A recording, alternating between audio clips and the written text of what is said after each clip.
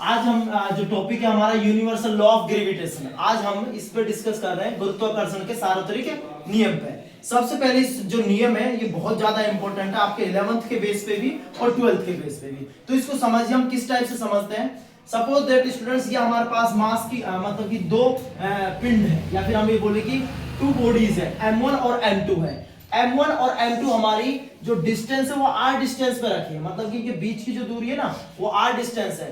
तो gravitational force क्या होता है कि जब भी कोई टू बॉडीज है उनके बिटवीन में जो फोर्स ऑफ अट्रैक्शन है कितना लग रहा है, तो फोर्स ऑफ अट्रैक्शन को ही क्या बोल रहे हैं हम, ग्रेविटेशनल फोर्स बोल रहे हैं। तो उसका हम इधर से क्या है, उसका जो मैथमेटिकल जो फॉर्मूला है उसको प्रूव करेंगे, उसको निकालने की इधर से कोशिश करते हैं। तो देखिए स्टूडेंट, सब बच्चे बोर्ड पर देखेंगे। देखिए यहां से हमारा M1 हो गया, ये M2 हो गया, टू बॉडीज है, इनके बिटवीन भैया M फोर्स लगेगा और फोर्स को किससे रिप्रेजेंट करेंगे, F से।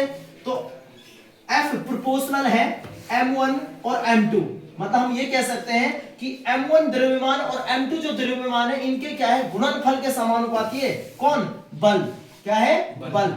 तो ये इसको हम बोलेंगे इक्वेशन 1, ठीक है ना। इसके बाद F व्युत्क्रमानुपाती है, या फिर हम ये बोले कि रेसिप्रोकल है 1/r², यानी कि जो डिस्टेंस है ना, डिस्टेंस का अगर हम स्क्वायर कर देते हैं तो उसका रेसिप्रोकल होगा फोर्स के, ठीक है ना। इसको हम इक्वेशन 2 बोल देते हैं। देखो इन दोनों का अट्रैक्शन हो रहा है तो दोनों मल्टीपल हो रहे हैं, तो इनके तो क्या हो गया, प्रोपोर्शनल। और जो डिस्टेंस है उसकी क्या है, रेसिप्रोकल है, और ये इसके क्या है, हो गया मतलब इसके जो स्क्वायर के रेसिप्रोकल की क्या है, इधर फोर्स जो लग रहा है इसका, है ना, व्युत्क्रमानुपाती बोलेंगे। क्या बोलेंगे, व्युत्क्रमानुपाती, ठीक है ना। अगर इन दोनों का संयुक्त रूप देखा जाए, दोनों को एक साथ देखा जाए, तो यहां से हो जाएगा F proportional M1 M2 upon में, या फिर ऐसे बोला जाए कि इनटू में 1/r²। तो इसको थोड़ा सोल्व करेंगे तो यहां से हो जाएगा F proportional M1 M2 upon में r²। स्टूडेंट्स इस प्रोपोर्शनल जो साइन है इसको डिडक्ट किया जाएगा, इधर से हटाया जाएगा, तो यहां से हमारे कांस्टेंट आएगा G। क्या आएगा, G। और G को ही क्या बोलते हैं हम, गुरुत्वाकर्षण नियतांक। क्या बोलते हैं, गुरुत्वाकर्षण नियतांक, यानी ग्रेविटेशनल कांस्टेंट है। G क्या है इधर, G इधर गुरुत्वाकर्षण नियतांक है, ठीक है ना। और जिसकी वैल्यू क्या होती है, इसका जो वैल्यू होता है वो होता है G is equal to 6.67 into 10⁻, ठीक है ना। G is equal to 6.67 into 10⁻11। अच्छा, अब इसका जो यूनिट है, अब आपने डायमेंशंस वगैरह पढ़ रखी है, इसका मात्रक कैसे निकालेंगे।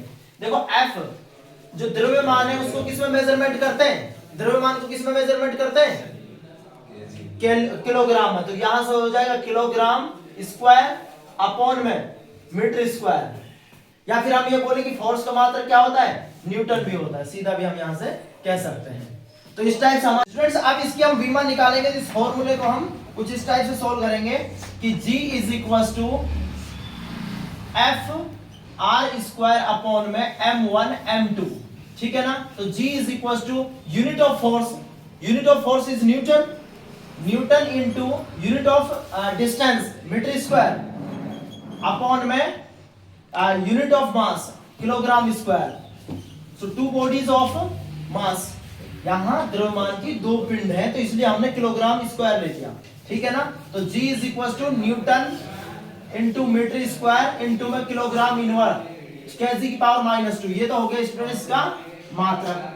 अब इसकी विमा कैसे निकालेंगे, तो विमा निकालने के लिए सबसे पहले आपको बल की विमा पता होना चाहिए। तो इसका विमा हो जाएगा, इस तरह से डायमेंशन हो जाएगी विमा, बल की विमा होगी हमारी M1 L1 T-2 इस टाइप से। इसके बाद और मीटर क्या हो जाएगा, L2 हो जाएगा इधर से, और ये हो जाएगा हमारा M2, या फिर इसको M इनवर्स की फॉर्म में भी लिख सकते थे हम।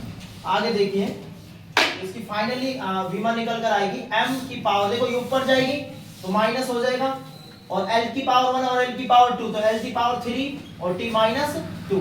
तो स्टूडेंट्स ये क्या हो गई हमारी, इसकी विमा हो गई। तो 11th में कई बार विमा वगैरह हाफ ईयरली के एग्जाम में पूछा गया क्वेश्चन से, तो इसको आप एक दो बार अच्छे से देखना।